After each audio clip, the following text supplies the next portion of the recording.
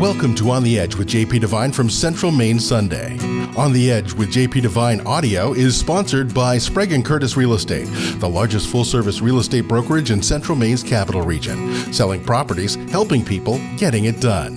Visit their website at spragueandcurtis.com. Now here's JP Devine.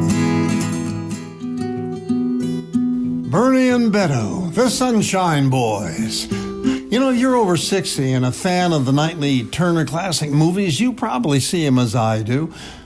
He's the mumbling, stuttering freshman senator in Mr. Smith Goes to Washington.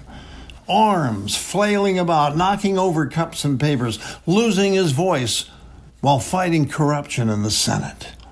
He's one of the cowboys twisting lassos in the corral as Jimmy Stewart made him famous. Yeah, Jimmy Stewart goes to Washington. Now, that's Beto O'Rourke. Other than the physical stuff, I know little about Beto. Of course, I love the name. Not Beto, which is catchy. It makes a great poster name. It's that Irish O'Rourke. How Irish is he? It's irrelevant. It's his delivery I enjoy.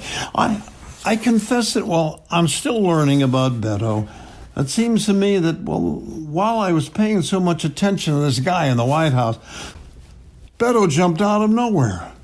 A wild boy from El Paso, Texas, a loose-limbed, uncombed rebel in shirt sleeve and jeans with a strong nose and big teeth. Jimmy Stewart in Winchester 73, or Man from Laramie. Or anything. Well, I wasn't looking. Beto was out there catching everyone's attention. There he was, running for senator from Texas against the sleazy Ted Cruz, the former Canadian Hispanic who refuses to use his baptismal name, Raphael. Yeah, Beto lost. But now he's back with $6.1 million in campaign funds in his wallet. Obviously, I've always been influenced by the movies.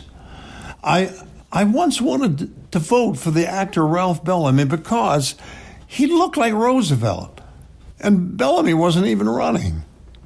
So there was Beto on a table somewhere in a Texas coffee shop, swinging around like a young Jimmy Stewart or Will Rogers, making folks duck every time he swung around to make a point. I'll bet O'Rourke will be likely the only candidate who won't need his own sign language interpreter on the trail. Oh, I like the kid. But can I spend 4 or 8 years with all that blue shirt and faded jeans thing? I don't know yet. Then there's old Bernie. I'll tell you the truth, and I'll bet you agree with me. Bernie's become the name so ingrained in me that I have trouble remembering his last name. It's just Bernie. Okay, I'm looking it up. Here it is. Sanders. And there he is. Bernie Sanders. Oh, I confess, in a perfect world, I could live with that old mention, the big chair. He's got that comforting delivery my first landlord in the Bronx had. That was Mr. René Lequette, a French Jew who survived the Holocaust.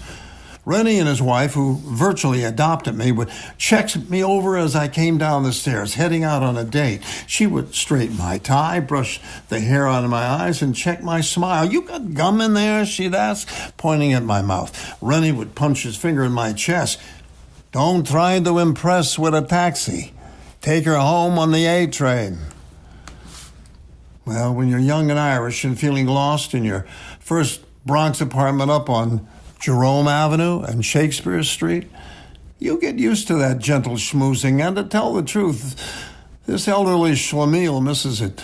Okay, Bernie, the first Jewish president, wouldn't that be something? How can any liberal Democrat not love that?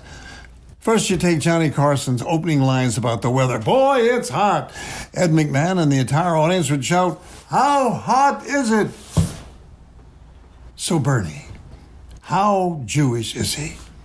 Who cares? It's irrelevant. For me, it's his delivery. The wiggly fingers making a point. The Brooklyn accent. Vermont? Give me a break. Bernie's pure flatbush. You ever try to get a chocolate egg cream in Vermont? Does anyone in Vermont even know that there is no egg and no cream in an egg cream? To me and the millions of young people who still have their Bernie hats in the 2016 election, it's irrelevant. Next week, the women.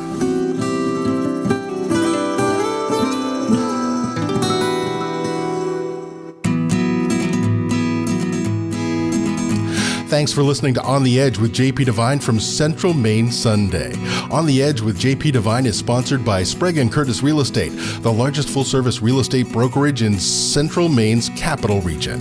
Selling properties, helping people, getting it done. Visit their website at spragueandcurtis.com. Make sure you pick up Central Maine Sunday this week wherever newspapers are sold, and visit our website at centralmaine.com.